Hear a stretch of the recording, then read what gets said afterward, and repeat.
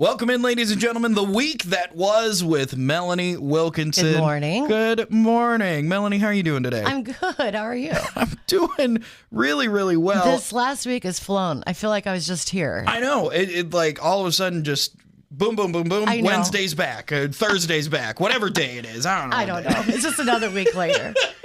And there's a lot of stuff going on. A lot of stuff going on. And, you know, I check out your website all the time, Thanks. justmelaniew.com.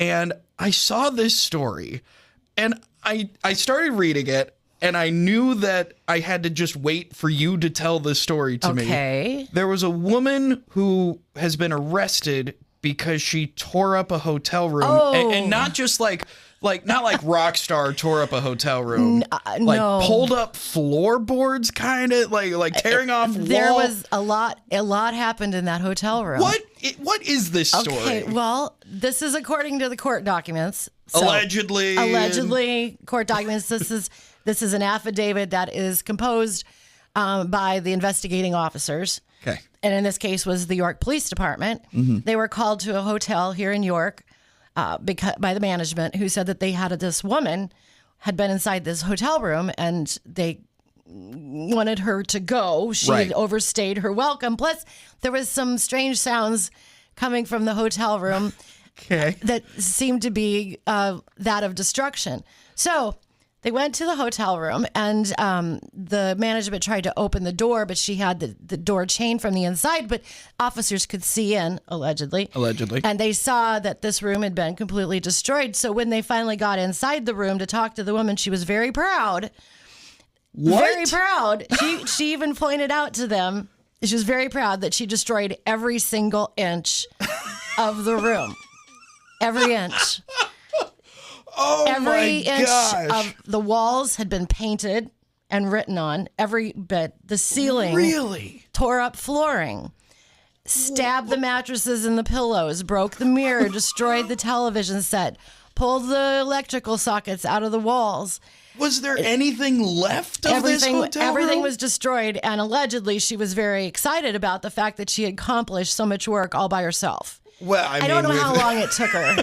I don't want to know. I don't think the affidavit says like it took her 48 hours or 24, but apparently that was a goal. She achieved it. You know, that's really the thing that you should take away from this story is that if you have a goal, find a way to achieve it. Make it happen. Make it happen. Now, even if it's it might result in some heavy felony vandalism charges and some things such as that. But if you get something in your mind that you really believe you can do, go for it. Don't let your dreams be dreams. I don't know. Can't make this stuff up. Oh, goodness. Yeah. I can't wait for more information to come out about this. Yeah. So, that court case is just starting, so we'll see. Very nice. Okay. But I had to find out about this story because it just seems so wild. Okay. So, allegedly, woman tears up hotel room. Allegedly. Although there were witnesses. And I'm pretty sure there's photographs. I just haven't seen them yet. So. I can't wait. I can't wait. Oh, my goodness. Oh, so that is a thing that happened this week. Yes. There have been some less crazy things that have also happened around York County. Let's go with, you know what? This one is a real hot button topic. Project Access York. There's been a new thing with it. What's the update? What's happening? A pivotal moment was last week when the matter before the city council was to approve or disapprove moving forward into the next phase of the project, which means going with the proposed route, the route that's been proposed by the engineers and the State Department of Transportation. So by moving forward, that means like land negotiations, easements, working with property owners will start. Gotcha. Now, there was also there were questions as to whether or not another route could possibly, an alternative route could also be engineered. There was that was brought up by property owners that feel like they're going to be adversely affected. Sure. And then there's others that are proponents for the project. They recognize that there will be property owners affected. There's no way around something that. like this. Someone is going to be affected in some way. Sure. But there was a split vote. And ultimately, in the end, the project is moving forward. Gotcha. If there would have been a no vote, it would have actually ended. Wow. And the city would have to forego the federal grant money and also pay back $800,000 in engineering that's already been done. Right. But upon a split vote, now it will move forward. We'll move forward. Very interesting. Yeah. I tell you what, at the radio station, we had a very interesting moment. So every week I do an interview with someone who works for the city of York. Sure. So this last week it was David Pratt, who's the baseball complex supervisor. But sometimes it's with like it was last week, was with Mayor Redfern and Dr. Sue Crawford. And they wanted to just talk entirely about Project Access York, on what the next phases are and all this sort of stuff. And they invited people to go to the city council meeting last Thursday. And and they came. Oh, did they? They came. Absolutely. Yeah, they did. And so I posted that on our Facebook page, and nothing really happened at first. Like, no one really noticed or anything like that. And then the next day, the city of York shared it, and then we got a couple comments, and a couple comments were stating their opinion, which is like, great, that's a perfect place to do that.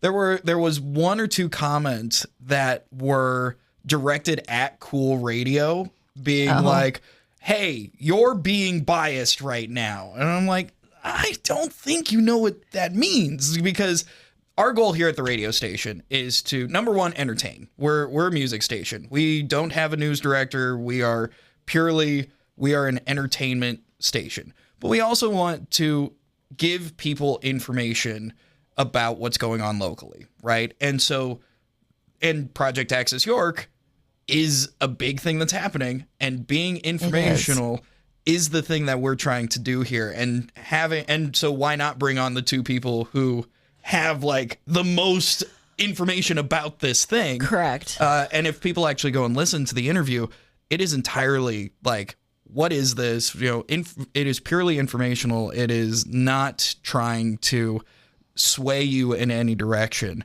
And so I guess this is just my opportunity to say, hey guys, we're just a little local radio station trying to help you learn about your community and entertain you with hits from the 60s, 70s, 80s, and 90s. It's not that big of a deal. Let's calm down in the comments section. I feel like and I also have to say, if you have issues with our programming, if you have issues with what we're posting on social media, we are more than happy to listen to your comments. Give our general manager a call. His name is Anthony Jacobson. Talk to him. He will hear you, and he will then talk to me about what's going on. So it was a very interesting week with that one post, because there was a moment where it was on the edge of being like, oh, this is about to explode. This comment section is about to go wild. And it never hit that tipping point. And so I don't know, there was a moment where I was like, oh, what's going to happen? There's a lot of strong opinions on a lot of different angles. Yeah. I don't even want to say sides. I think a lot of people are for the project. There's just all these individuals have different feelings about it because of how they're being impacted. Absolutely. And so there's a lot of different angles, a lot of different sides. Hopefully, the city of York, it sounds like the city of York is trying to do their best. This will be a long process.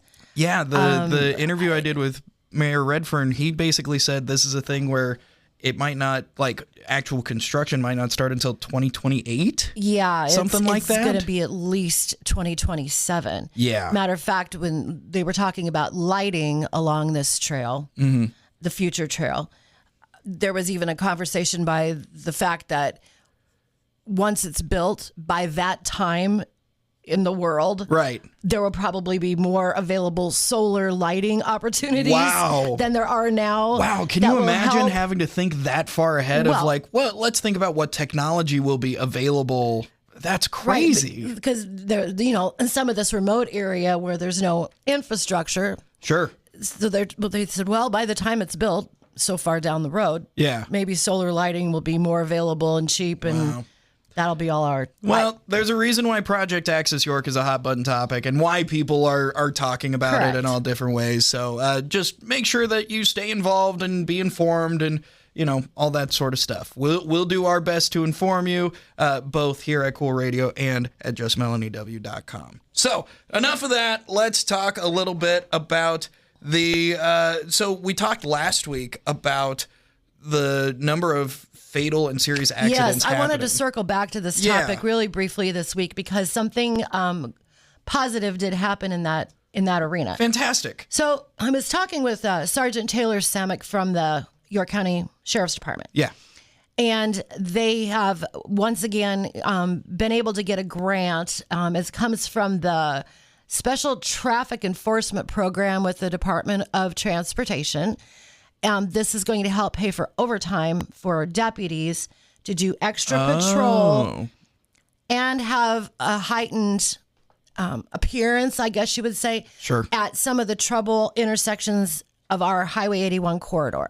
Nice. So they are going, and this will be all through the month of October. So the intersections that they will be concentrating on will be 34 Junction East, 34 Junction West. That's the big problem one. Yeah.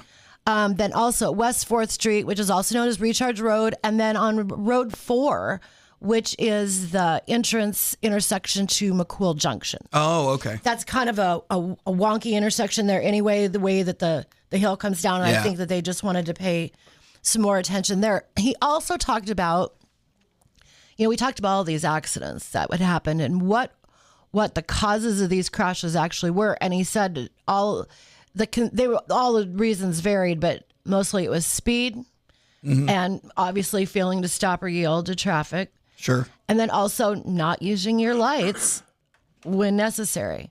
Really? So I don't know which one of those crashes was regarding that, but they're going to be watching for all those things. And also just by being seen more in a concentrated area like that, it might just make people think absolutely a second time about being careful. Yeah. So anyway, that's an important thing I think that happened, just as we just talked about it last week. Right. It's good to know that things are moving pretty quickly. And on that's that what he front. said. The county doesn't have any jurisdiction to put in any stoplights or change speed limits or anything like that, but they are doing what they can do. Yeah. By providing some extra patrol in there, thanks to this overtime grant. So absolutely. I thought we should probably talk about that. So if people are out there driving down our Highway 81 bypass and they see all these deputies out there, that's why. There you go. If you're going to do your speeding, do it somewhere else. I mean, don't speed at all. That's what I'm saying. There you go. Goodness gracious. There you go. Oh my gosh. More news on the Nebraska DOT. They're holding another public meeting. Yes. What's this about? Okay. About Highway 81? Years ago, probably 20, there was a big push to have the entire Highway 81 corridor from Mexico to Canada be all 4-lane. Wow. Okay. And basically turning it into an interstate? Well, it is. It is. It is, except for from the north edge of York to Columbus, it's still 2. It's the only 41. It's a 41-mile stretch. It's the only piece of that entire Pan American Highway that's still 2-lane. That's weird. And it was after our bypass was constructed, it was supposed to just keep moving north until, and it should have been done a long time ago. Money dried up on the state end, and other projects like expansions on the interstate and some other work took the funds, and this has just been sitting here. Okay.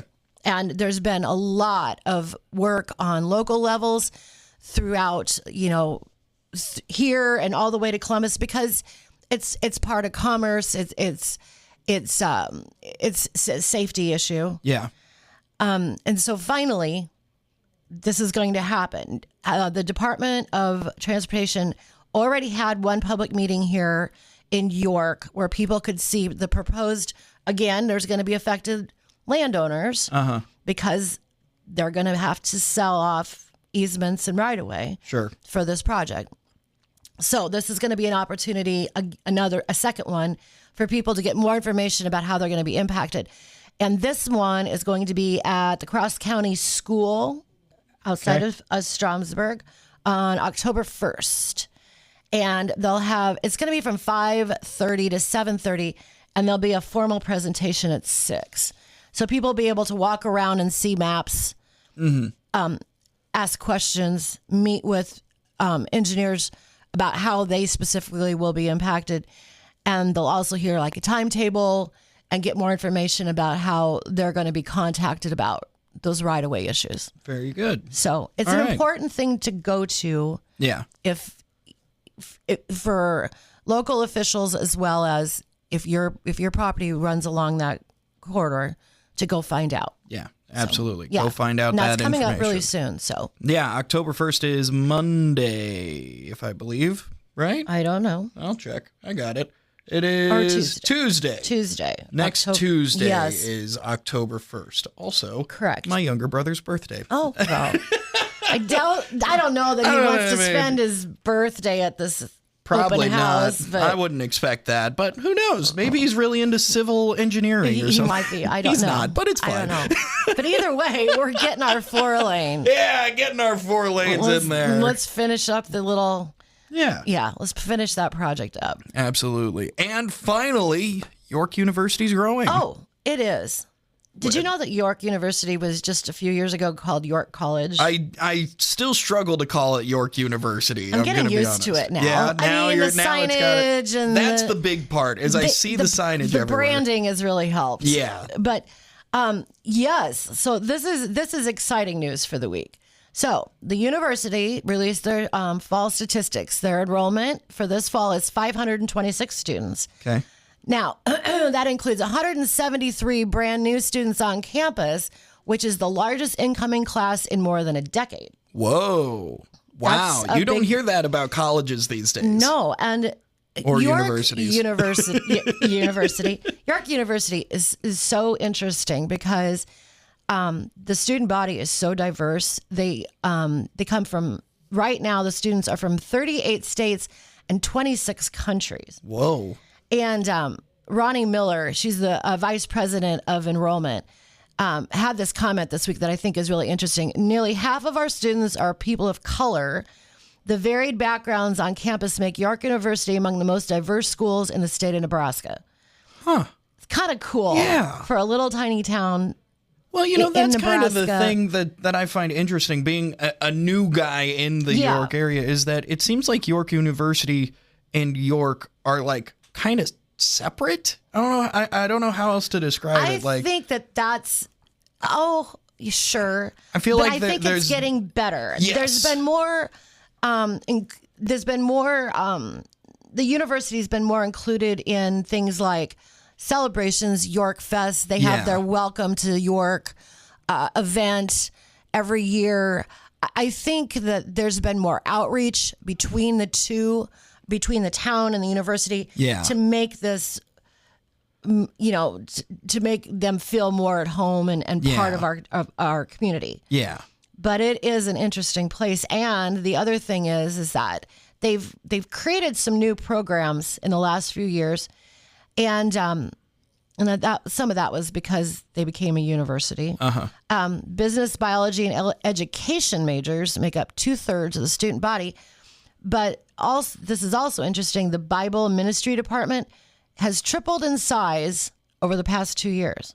Really? Yes, well, that's what the university's information said, and I think that's fascinating. That is really interesting. That's wild. So not only do we have a diverse student body, they have a very diverse set of programs. Yeah. And they continue to add more. I just saw before the school year started how they were adding some more, graduate programs. So I'm starting to realize I really don't know anything about York University.